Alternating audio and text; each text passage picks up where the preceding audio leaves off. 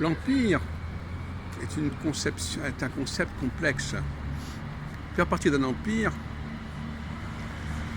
génère des sentiments partagés. Parce qu'on est à la fois au sein d'une puissance et en même temps on en est tributaire et on est englobé dans cette puissance, au sein de cette puissance. Il faut donc s'attendre à ce que toute personne ou toute entité inclue dans un empire puisse tenir des propos plus ou moins contradictoires.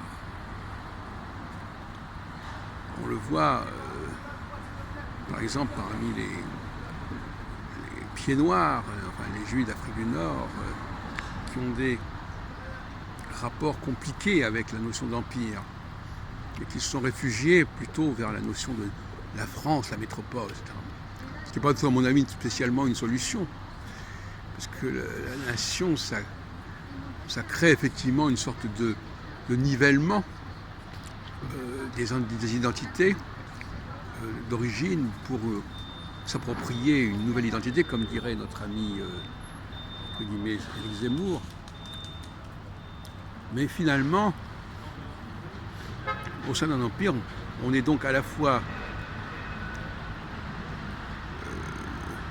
on profite d'une puissance surmultipliée, le fait qu'il y a plusieurs entités qui sont englobées dans un ensemble.